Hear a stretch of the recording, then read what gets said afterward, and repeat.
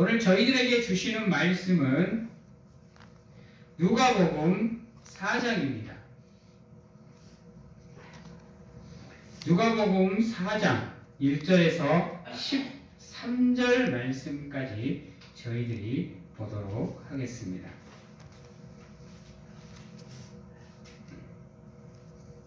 누가복음 4장 1절에서 13절 말씀까지 제가 봉독해 드리도록 하겠습니다.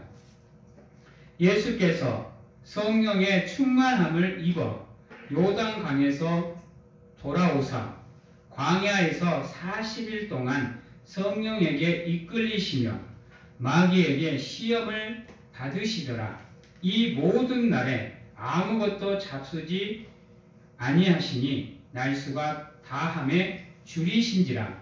마귀가 이르되 내가 만일 하나님의 아들이여든 이 돌들에게 명하여 떡이 되게 하라. 예수께서 대답하시되 기록된 바 사람이 떡으로만 살 것이 아니라 하였느니라. 마귀가 또 예수를 이끌고 올라가서 순식간에 천하만국을 보이며 이르되 이 모든 권위와 그 영광을 내가 내게 주리라. 이것은 내게 넘겨준 것이므로 내가 원하는 자에게 주노라. 그러므로 내가 만일 내게 절하면 다 내 것이 되리라. 예수께서 대답하여 이르시되 기록된 바 주 너의 하나님께 경배하고 다만 그를 섬기라 하였느니라. 또 이끌고 예루살렘으로 가서 성전 꼭대기에 세우고 이르되 내가 만일 하나님의 아들이여든 여기서 뛰어내리라. 기록되었을 때 하나님이 너를 위하여 그 사자들을 명하사 너를 지키게 하시리라 하였고 또한 그들이 손으로 너를 받들어 내 발이 돌에 부딪히지 않게 하리라 하였느니라. 예수께서 대답하여 이르시되 주 너의 하나님을 시험하지 말라 하였느니라. 마귀가 모든 시험을 다 한 후에 얼마 동안 떠나니라. 아멘. 오늘 말씀의 장면은 어떻게 보면 참 아이러니한 겁니다. 여러분, 우리에게는 시험이 없을 수는 없죠. 근데 아이러니하게도 예수님께도 시험이 찾아옵니다. 예수님께도요. 우리가 살아가는 삶은 어떻게 보면 고난의 연속이고 시험의 연속이고 걱정과 근심과 염려로 가득 채워진 삶을 살아갈 수밖에 없는 우리입니다. 그러다 보니 사소한 일 하나에도 우리가 걱정하고 염려하고 또 조그만한 시련과 고통 앞에서 우리가 기도해야 되고 어떻게든지 믿음으로 서기 위해서 노력을 해야 되는데요.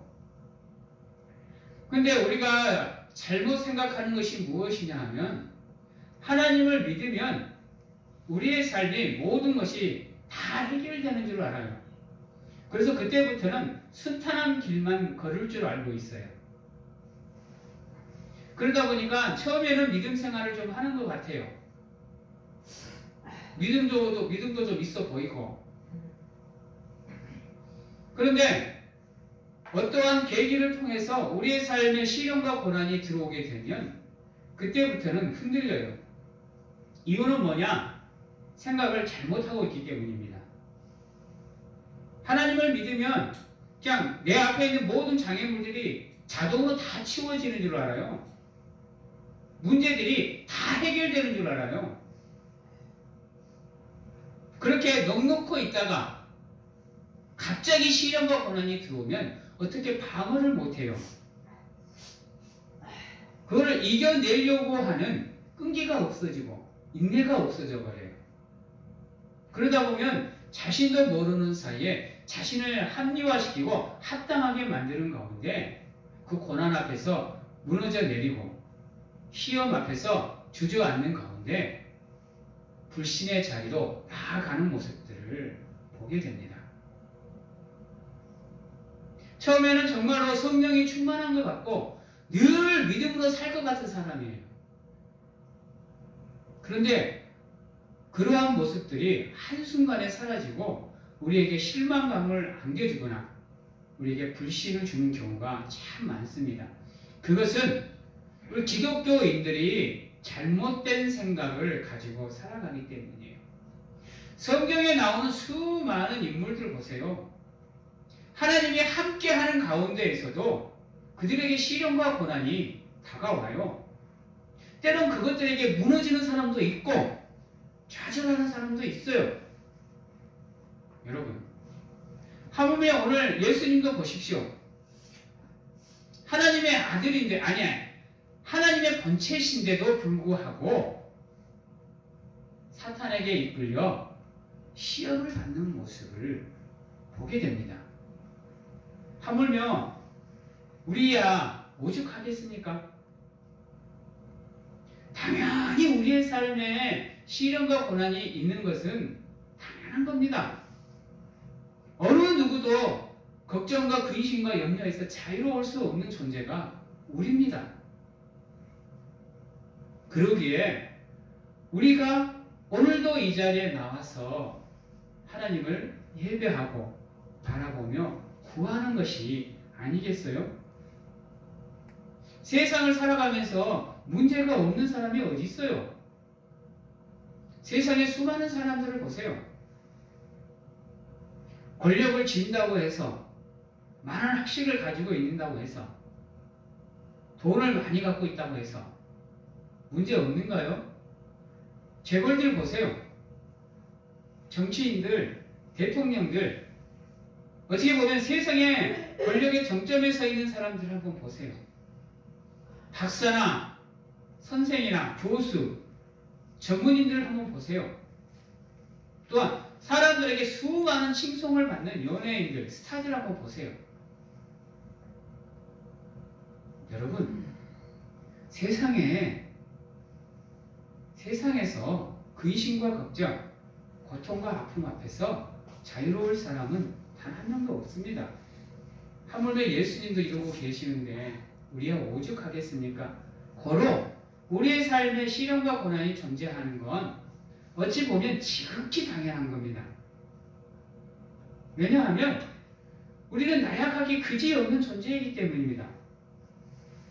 한 번 태어나면 어차피 한 번 죽어야 되는 존재고, 건강할 때가 있으면 나약할 때가 있는 게 우리고, 우리가 아무리 지혜를 많이 갖고 있다고 해도 하나님 앞에서는 그냥 바람에 흩날리는 재와 같은 존재인 겁니다. 불완전한 존재인 거예요. 그러다 보니 당연한 겁니다. 그래서 우리는 그것을 두고 무너질 필요가 없습니다. 지극히 당연한 것이기에 그것을 어떻게 해야 우리가 극복할 수 있는지를 생각하고 그것을 극복하고 이겨내기 위해서 노력을 해야 되는 게 우리인 겁니다. 그냥 그것에 승복하고 주저앉아버리는 게 아닙니다. 좌절하고 포기하는 게 아니에요. 그러라고 하나님이 우리를 이 땅에 보내주신 게 아닙니다. 하나님께서 우리를 이 땅에 보내셨을 때는 우리를 향한 하나님의 계획이 반드시 존재합니다. 그리고 그 계획을 우리가 이루어 나갈 수 있도록 이미 수단과 방법, 능력을 다 주셨어요. 그저 우리가 살아가는 삶을 통해서 하나님이 우리에게 주신 그 은혜 가운데 우리가 하나님의 계획들을 어떻게 이루어 나갈 건지를 찾고 그것에 매진하는 삶을 통해서 우리의 삶이 하나님의 은혜의 자리로 나가게 만들기 위해서 노력하는 것, 그것이 우리가 해야 될 믿음의 사람의 모습인 겁니다. 그러기 위해서 가장 먼저 우리가 해야 되는 게 뭐냐면 성령을 갈급하게 갈망하셔야 되는 겁니다. 우리는 이것을 성령 충만을 구한다라고 얘기하죠. 오늘 말씀에도 보면요, 예수께서 성령의 충만함을 입어 요단강에서 돌아오사라고 얘기를 했어요. 요단강에서 무슨 일이 있었는가요? 요단강에서 예수님께서 세례 요한에게 세례를 받으셨어요. 이 세례를 받았다라는 것이 무엇을 의미하는지 아세요? 그냥 형식적으로 요단강에 들어가서 그냥 몸 전부 담그고 그냥 나와서 그냥 하나님께 세례 받았다. 이게 다가 아니에요. 여러분, 세례를 받았다 하면 우리의 삶이 예수로 죽고 예수로 다시 사는 것을 얘기합니다. 즉 여기서 세례를 받았다 하면 다른 것으로 우리가 말할 수 있겠지만 저는 예배를 얘기합니다.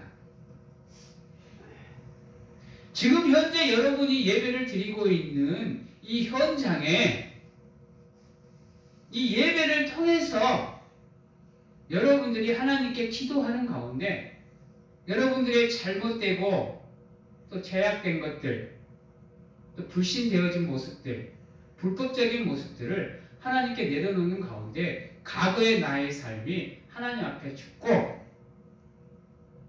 이제 오직 하나님으로만 살고 하나님으로만 만족하고 하나님으로만 바라보고 하나님만 사모하는 삶을 살겠습니다 라는 믿음의 삶으로 거듭나는 현장이 어디냐?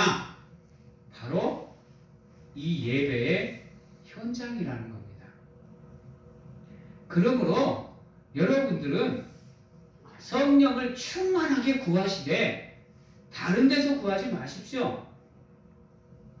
여러분, 요즘 이 코로나로 인해서 가난한 성도들이 참 많이 생겼다고 하죠. 거꾸로 하면 안 나가. 이 코로나로 집에서 예배를 드리다 보니까 이게 편하네? 이게 좋네? 이러고 이 예배 현장으로 나오지 않는 사람들이 참 많아졌어요. 그리고 그곳에서 말씀을 영상으로 예배를 드리든 뭘로 영상을 드리든 그곳에서 예배를 드리면서 하나님께 영광을 돌린다고 해요. 물론 안 드리는 것보다 나아요. 안 드리는 것보다 낫습니다. 그러나 하나님의 축복은 하나님의 성전을 통해서 흘러갑니다. 이거 기억하셔야 됩니다. 우리가 하나님을 예배하기 위해서 성전으로 나와야 되는 이유는 무엇이냐? 축복의 현장은 예배의 현장이라는 겁니다. 즉 하나님의 전에서 드리는 이 자리가 바로 여러분들을 향한 하나님의 축복의 통로가 되어진다는 거예요. 그러므로 성령의 충만함을 받고 싶다고 한다면, 그것을 위해서 기도하고 싶다고 한다면 하나님의 전으로 나와 하나님께 예배하며 구하십시오. 그게 정석입니다. 믿음의 정석. 우리가 피치 못할 사정으로 있는 자리에서 예배를 드리는 것도 감사하지만 그것은 어떻게 보면 하나님이 원하시는 모습이 아니에요. 그래서 하나님께서 우리에게 안식일을 제정해 주실 때 그것을 축복해서 우리에게 안식일을 지정해 준 이유는 뭐냐? 바로 안식일 날은 하나님을 예배함으로 여러분들에게 축복이 주어짐을 우리에게 보여주는 겁니다. 고로 어떠한 경우에도 이 예배의 현장을 지켜낼 수 있도록 노력하는 우리 사랑하는 성도님들이 되셔야 돼요. 그래서 우리의 믿음의 근간은 주일 성수에 있다라고 얘기를 합니다. 이게 빈말이 아니에요, 여러분들. 예배 자리로 나오지 않고 하나님께 축복을 구한다는 거, 그건 어불성설입니다. 예배에 나오지 않고 하나님께 축복받았다는 거, 그거 거짓말입니다. 기억하십시오. 성령의 충만함을 받고 싶거든, 하나님께 복을 받고 하나님의 은혜를 누리고 싶거든, 하나님의 전으로 나와 회개하는 심령으로 여러분들의 심령을 하나님이 원하는 새로운 심령으로 바꾸기 위해서 노력하시는 우리 사랑하는 성도님들이 되시기를 바랍니다. 바랍니다. 예수님이 그로 인해서 성령의 충만함을 입고 돌아오사 광야에서 40일 동안을 성령에 이끌리시며 마귀에게 시험을 받으시더라 라고 얘기를 합니다. 보십시오. 예수님도 성령 충만함을 받으시고 마귀에게 시험 받으셨습니다. 우리가 기억해야 되는 핵심이 여기입니다. 앞에서도 말했지만 여러분,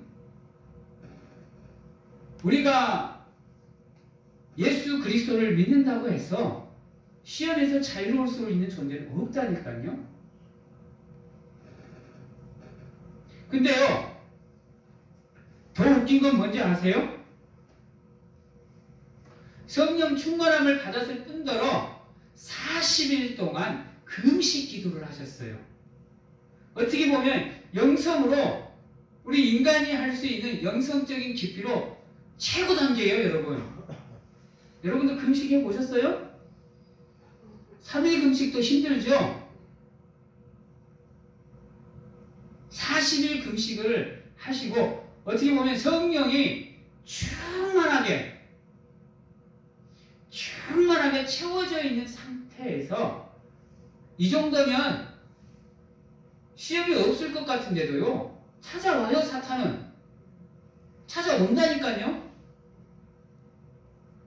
즉 이 예배 현장에도 사탄이 찾아올 수 있습니다. 우리 사랑하는 성도들이 착각하는 것 중에 하나가 또 뭐냐면요, 우리가 예배하는 이 자리에는 악한 영들이 함께 못할 거라고 생각을 해요. 사탄이 못 찾아올 거라고 생각합니다. 여러분, 엽기서에 보면 하나님의 자녀들이 모이는 그 자리에도 여러분, 사탄이 와요. 그리고 그것을 하나님 또한 당연하게 생각하시고 사탄하고 대화하십니다. 여러분, 기억하셔야 돼요. 예배의 현장에 하나님의 영만 있는 게 아니에요. 사탄도 여기에 와서 호시탐탐 여러분들의 영혼을 우는 사자처럼 집어삼키기 위해서 이 자리에 온다니까요. 욥기서에 그 하나님의 회의 장소에 사탄이 왔어요. 뭐 해요? 좋은 일이에요? 하나님께 욥을 참소해요. 어떻게든지 욥을 끄집어내리기 위해서 하나님의 자리에서 참소한다니까요. 심지어는 하나님께서 욥을 버려보시라고, 신경도 쓰지 마셔보라고, 그러면 욥이 반드시 하나님을 버릴 거라고 얘기하잖아요. 근데요, 아이러니한 게 뭔지 아세요? 하나님은 허락하신다니까요. 우리가 온전한 믿음으로 나아가지 않으면, 우리가 온전한 믿음으로 나가기 위해서 그 사탄에게 하나님이 그를 시험하라고 허락해버리신다니까요. 고로 예배 현장에서 우리가 예배를 드릴 때는 온전히 하나님께만 집중할 수 있도록 노력하셔야 돼요. 우리의 생각이 잠깐 틈을 보여 다른 곳으로 새는 순간 그 틈을 사탄은 치고 들어와요. 그래서 사정없이 우리가 예배에 집중할 수 없도록 잡아 흔들어 버립니다. 여러분도 알다시피 한번 흐트러지면요, 다시 집중하기가 쉽지 않아요. 어떻게든지 집중하려고 노력하다 보면 1시간 그냥 흘러버립니다, 여러분. 기억하셔야 돼요. 예수 그리스도를 믿어도, 성령이 충만해도 사탄의 시험은 다가온다라는 겁니다. 그러나 우리가 성령의 충만함으로 가득 채워져 있고 성령이 이끄시는 삶, 성령이 인도하시는 삶을 살고 있으면 그 시련과 고난이 다가오더라도 우리는 극복할 수 있습니다. 그렇지 않으면요, 무너지게 되어 있어요. 사탄은 언제 공격하는 줄 아세요? 오늘 말씀에 보면 2절에 보면 이 모든 날에 아무것도 잡수지 아니하시니 날수가 다함에 줄이신지라 그랬어요. 사탄이 아무 때나 공격하는 거 아니에요. 여러분, 우리가 가장 힘들 때, 가장 어려울 때, 아플 때, 슬플 때, 고통스러울 때, 우리 스스로가 한계에 부딪혀 어떻게 할 줄 모를 때, 우리가 좌절하고 방황하고 포기하려고 하는 그 순간 사탄은 공격해 들어옵니다. 그래서 항상 늘 범사에 기도해야 되는 이유가 거기에 있습니다. 잠시 잠깐도 틈을 사탄에게 허락하면 안 되는 거예요. 생각해 보세요. 40일을 굶었으니 얼마나 배가 고프겠어요. 사탄이 예수님을 첫 번째로 시험한 게 뭔지 아세요? 먹을 겁니다. 사탄이 아무 계획 없이 우리를 공격할 것 같으세요? 사탄도 사탄 나름대로 계획을 갖고 있어요. 어떻게 해야 우리를 무너뜨릴지를 알고 있다니까요. 그래서 잠시 잠깐의 틈도 주면 안 되는 거예요. 아차하고 싶으면요, 가룟 유다처럼 우리의 마음이 사탄에게 지배되어 버립니다. 그 순간부터는요, 우리의 내리 속에서 하나님이란 존재가 사라져 버려요. 여러분, 결국은 가룟 유다 보세요. 끝이 어때요?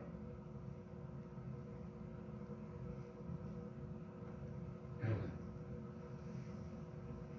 사탄은 우리가 가장 힘들 때 또는 우리가 정말로 무엇인가를 간절하게 원할 때 치고 들어옵니다.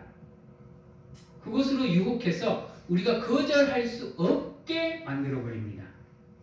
그래서 사탄의 시험은요, 정말로 무서운 겁니다.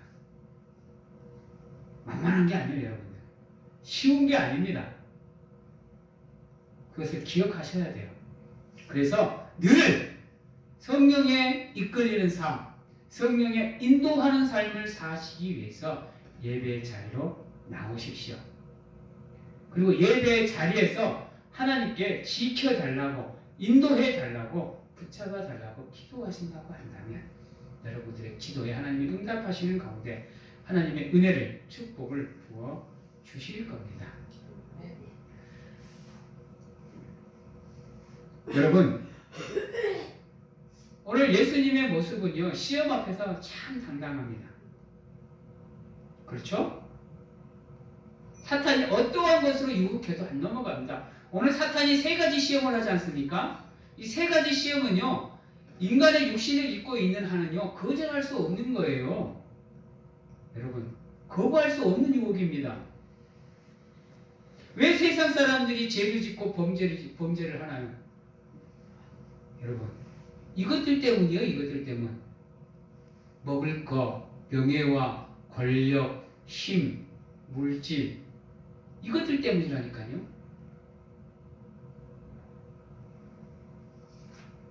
예수님 또한 육신을 입고 있다 보니까 40일을 굶다 보니까 배가 고프니까 먹을 거 앞에서 담담할 수가 없어요, 여러분들.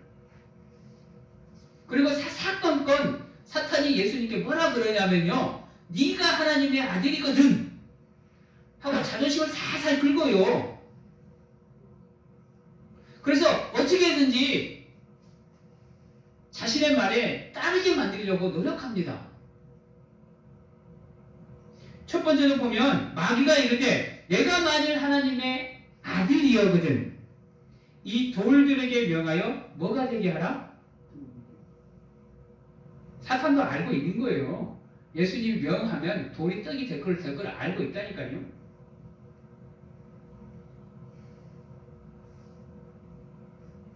성령이 충만하지 않으면요, 우리는 이렇게 사탄의 유혹에 넘어가 교만한 삶을 살 수밖에 없습니다. 사탄이 여러분들에게 다가와서 누구야? 네가 하나님을 믿는 성도거든.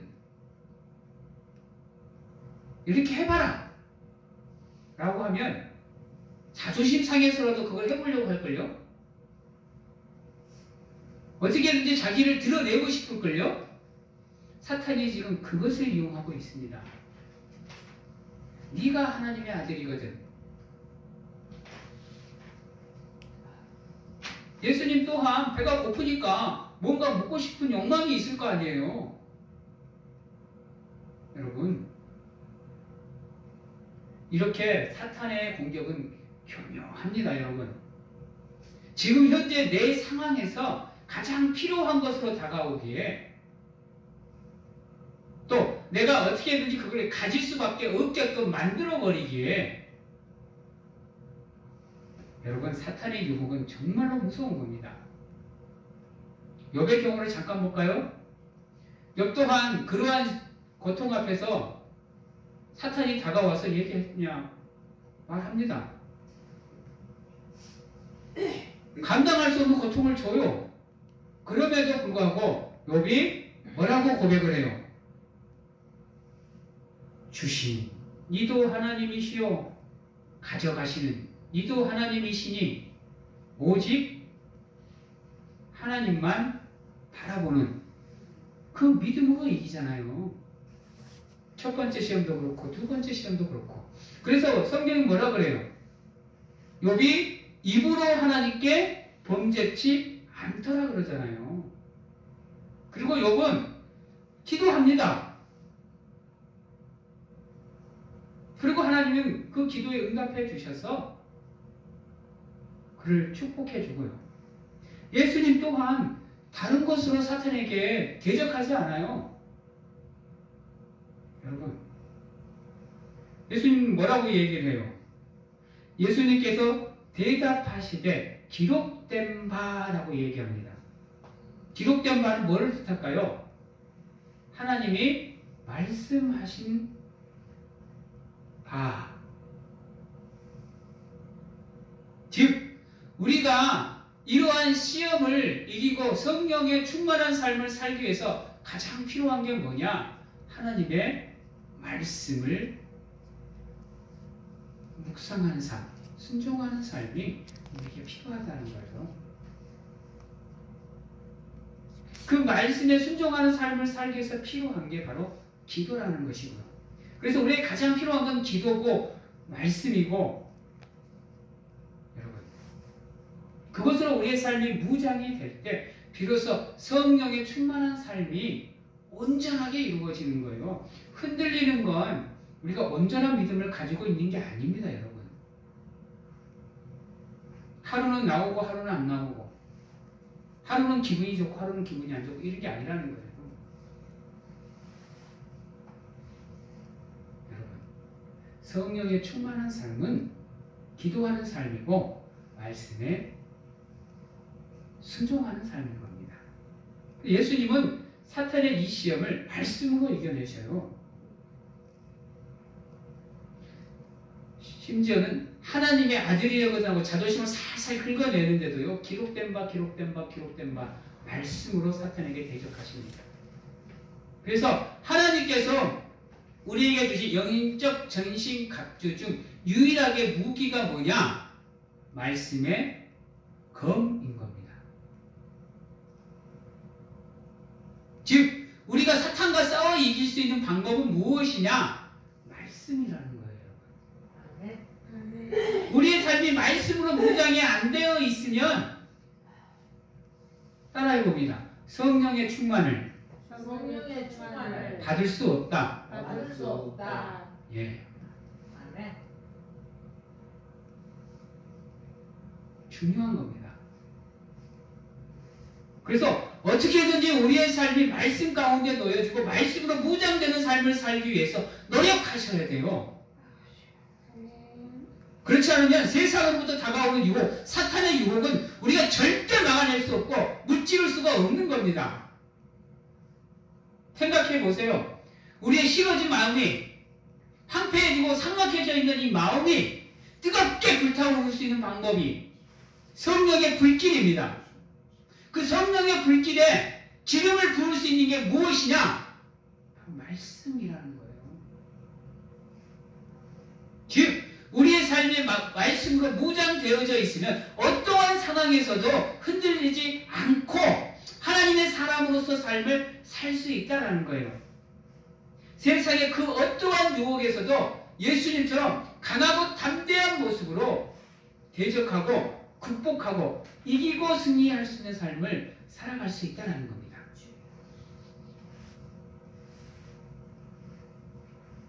보세요. 첫 번째 시험, 두 번째 시험, 세 번째 시험 막 대충대충 무계획성으로 공격 안 해요. 말 한마디 한마디가 얼마나 논리적인데요, 여러분. 보십시오. 5절에 보면 마귀가 또 예수를 일구고 올라가서 순식간에 천하 만국을 보이며 이르되 이 모든 권위와 그 영광을 내게 주리라. 뭐라 그래요? 그 대신 이것은 내게 넘겨준 것이니 내가 원하는 자에게 주겠다. 그러므로 네가 절하면 이것을 줄게. 얼마나 논리적이에요. 여러분, 인간의 논리로는요 절대로 못 이겨낸다니까요. 세 번째 시험도 보세요. 또 이끌고 9절입니다. 또 이끌고 예루살렘으로 가서 성전 꼭대기에 세우고 이르되 내가 만일 하나님의 아들이거든 여기서 뛰어내리라. 기록되었을 때 하나님이 너를 위하여 그 사자들을 명하사 너를 지키게 하시리라 하였고 또한 그들이 손으로 너를 받들어 내 발이 돌에 부딪히지 않게 하리라 라고 얘기했어요. 무계획성이 아니에요, 여러분들. 형식적인 게 아닙니다. 우리가 넘어갈 수밖에 없도록 교묘하고 친밀하게 사탄은 공격해 오는 거예요. 이것을 이길 수 있고 방어해낼 수 있는 방법이 바로 말씀이라는 겁니다. 우리가 말씀 위에 온전하게 서 있으면 지금 이 사탄의 말이 무엇을 요구하고 있는지를 우리가 깨트리고 깨달고 알 수 있는 길이 보인다는 거예요. 그래서 여러분들은 시시때때로 말씀을 가까이 하는 삶을 사셔야 됩니다. 인간이다 보니까 죄 지을 수 있어요. 잘못된 삶을 살 수도 있고요. 제약된 길에 설 수도 있고 교만한 모습을 가질 수도 있고 오만한 모습을 가질 수도 있습니다. 문제는 그것이 잘못됐다는 걸 깨달을 수 있는 방법은 뭐냐? 하나님의 말씀밖에 없다는 겁니다. 그래서 최선을 다해서 시간 나시는 대로 틈틈이 하나님의 말씀을 가까이 하시기 위해서 노력하십시오. 성령의 충만한 삶은 말씀으로 무장한 사람입니다. 잊지 마시기 바랍니다. 그러한 삶을 살 때만이 비로소 12절에 보면 예수께서 대답하여 이르시되 주 너의 하나님을 시험하지 말라 하였으니 마귀가 모든 시험을 다한 후에 얼마 동안 떠나니라 그랬어요. 우리가 말씀으로 무장되어 있으면 사탄이 아무리 공격해도 우리가 흔들리지 않습니다. 기억하셔야 돼요. 이 말씀에서 우리가 한 가지를 더 봐야 됩니다. 정말로 중요한 진리가 여기 한 문장에 들어있습니다. 13절에 보면 마귀가 모든 시험을 다 한 후에 떠나니라 그랬는데 완전히 떠났다고 얘기했어요? 여러분? 뭐라고 해놨어요? 얼마 동안 떠나니라 그랬어요. 놀랍지 않아요? 완전히 떠난 게 아닙니다, 여러분. 성령을 충만하게 받은 사람도요, 시험이 계속 다가올 수 있다라는 겁니다. 우린 이거를 안 봐요, 이거를 안 보고 마귀가 모든 시험을 다 하며 그냥 떠나지라라고 생각을 해요. 그래서 모든 것이 한 번에 다 끝났다라고 생각을 해요. 근데 그렇지 않아요. 이것을 기억하십시오. 이 부분을 제가 앞에서 많은 부분을 할애를 했기 때문에 많이 강조하지는 않겠습니다. 믿음의 사람도 시험을 받을 수 있다라는 것. 그래서 늘 말씀으로 무장하고 기도로 무장하는 가운데, 감사함으로 여러분들의 삶을 무장하는 가운데, 여러분 성령이 충만한 삶, 성령이 인도하는 삶을 살아가는 우리 귀한 성도님들이 다 되시기를 주님의 이름으로 축원합니다. 기도하겠습니다. 사랑의 하나님 감사합니다. 부족하고 연약하지만 우리의 삶이 하나님께 드려지는 귀한 삶이 될 수 있도록 하나님 축복하여 주시옵시고, 누가 뭐라 그래도 하나님의 사람으로서 부끄럽지 않는 삶을 살아가기 위해서 성령을 사모하게 하시고, 기도로서 말씀으로서 무장하는 가운데 하나님의 은혜의 자리에 머물기 위해서 노력하는 우리 사랑하는 성도님들이 다 될 수 있도록 하나님 도와주시고 축복하여 주시옵소서. 지금은 우리를 죄에서 구원하시기 위해 이 땅에 오신 예수 그리스도의 은혜와 세상 끝날까지 우리와 함께 하시는 가운데 안아주시고 품어주시는 하나님 아버지의 사랑하심과 세상 어느 곳에 가서 무엇을 하든지 간에 우리를 지키시고 보호하시는 성령님의 교통하심이 오늘 이 자리에서 성령을 간절하게 사모하는 가운데 충만한 삶을 살겠노라고 확신하고 결단하는 믿음의 성도님들 머리 위에와 가정과 직장, 자녀와 건강 위에 지금부터 영원토록 함께 하시기를 축원하옵나이다.